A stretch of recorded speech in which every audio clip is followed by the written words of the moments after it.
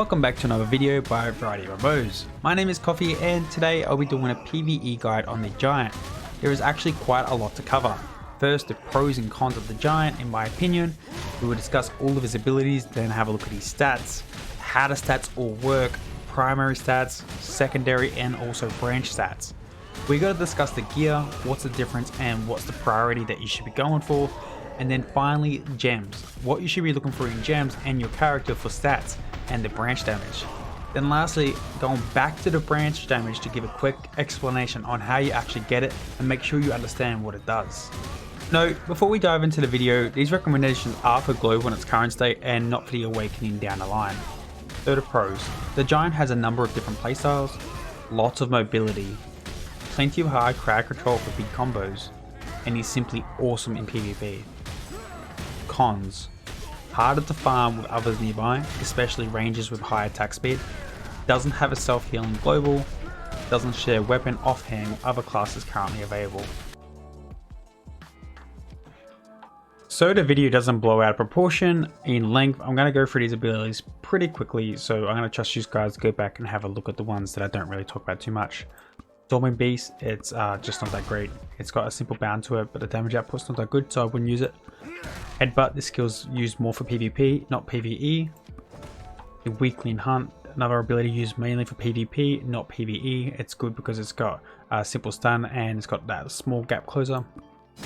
Ear Strike, it's just a standard damage dealer. However, there's other abilities similar to it, but have extra effects, so I wouldn't use it. Frenzied Destroyer, it's got good DPS, inflicts bound on the last hit, and the animation looks really cool. So cool.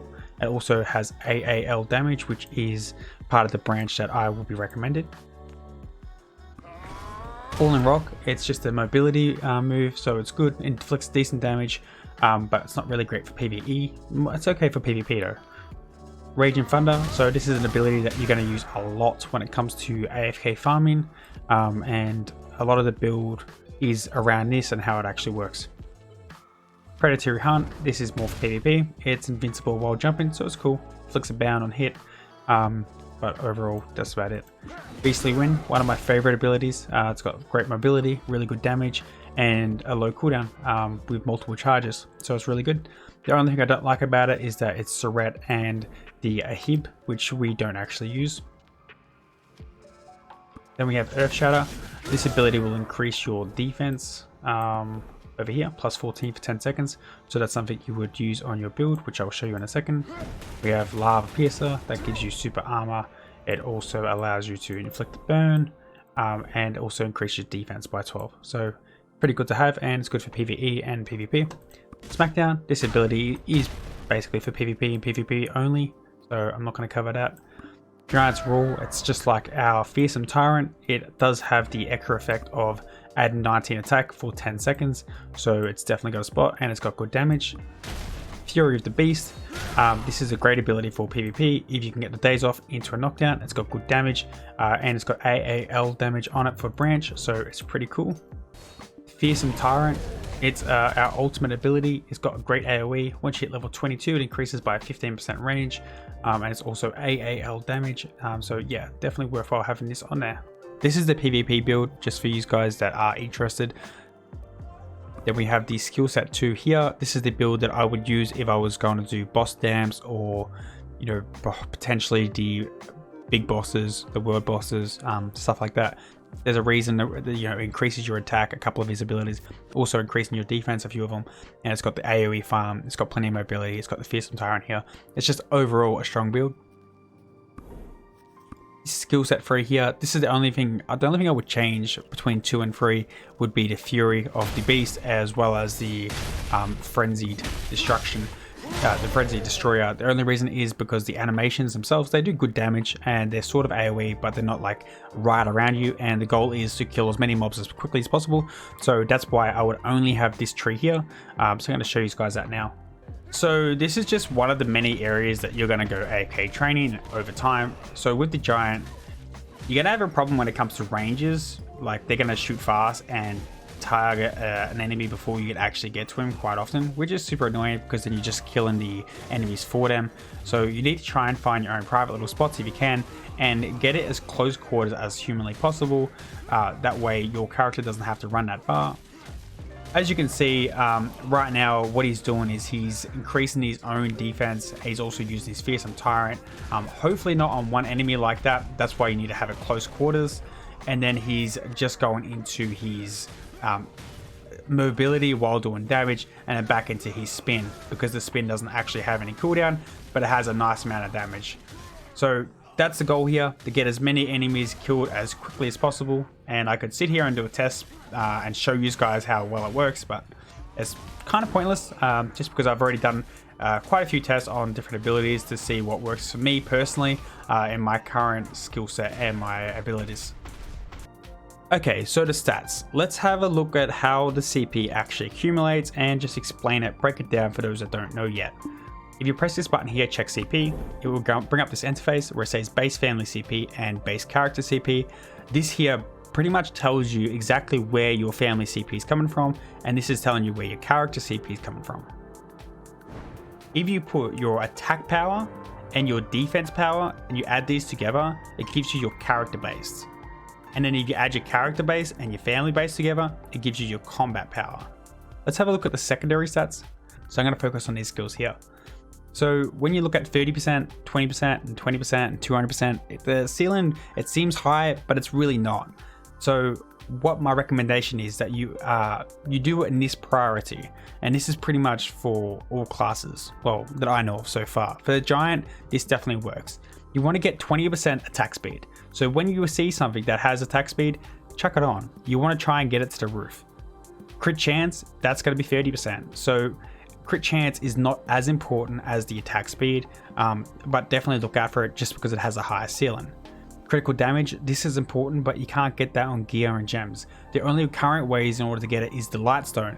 So I can't actually say get crit damage because right now it's just feasibly not possible. We're not Korean, it's global. Movement speed, it doesn't matter, just leave that as low as it is. If it's at 0%, it's at 0%. Branch damage, how does this actually work? This is going to take a moment to explain. I could have explained a little bit more in skills, but that's okay. Let's click on it here and open it up. AAL increases skill damage, Surret increases number of targets, Ahib chance of extra damage, and Labreve increases skill crit chance. So for the giant, you want to focus on primarily AAL because it starts at a stronger point than the other skills, as well as AAL, most of your abilities actually use it, and you also focus on Labreve.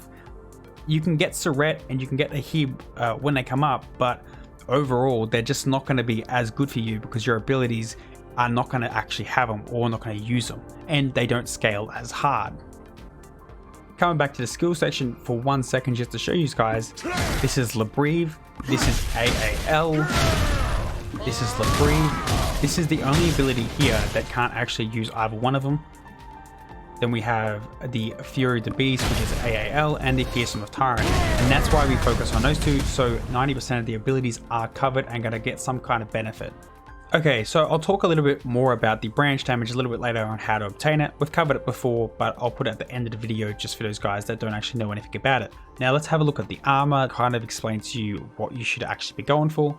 Your best bet for when it comes to armor would be the Grunno armor. Let's have a quick look at the ultimate Talus armor here. This has got 44 DP. Remember, this has got 48 DP. So that DP right now only is 4 difference. However, when you level up to plus 22, it continues to scale. So it will actually be not just 4 DP, it may be 20 or 30 DP, which is a direct increase in your CP. Now let's have a look at the Grunno armor. This is 46 DP, which is just slightly behind the ultimate Dobot armor. However, it's got 2 stat lines, and most important, it's got 2 socket gems. You really want 2 socket gems if you can. Yes, the price is worth 10 million. However, that's kind of the price that you need to pay if you want to get the good stats. Alright, finally we're up to the gems. So what should you be looking out for? You should be looking out for purple stats, purple gems if you can. I wouldn't try and go above that really, because the chances of getting a yellow gem is quite low, and then getting that stat that you want on it is quite low, and it's also just costly to remove and stuff. So for now, definitely just stick with epic. You want to get attack plus 7 this is the ideal stat that you will get. And then the secondary ideal stat would be defense power. Then the secondary stat that you would like on your gem is going to be the branch damage increase. So for the giant, going back over to the second section here, it's AAL increase or the Labreve. Alright, just to wrap up the video, I want to quickly go over how you actually get the branch damage. So if you press on here on your lightstones, it does actually add Labreve damage in here. It's not the priority, but it's definitely worthwhile noting that you can get it in here. And that's just one way in order to be able to increase it up to 40% for your AAL when it comes up.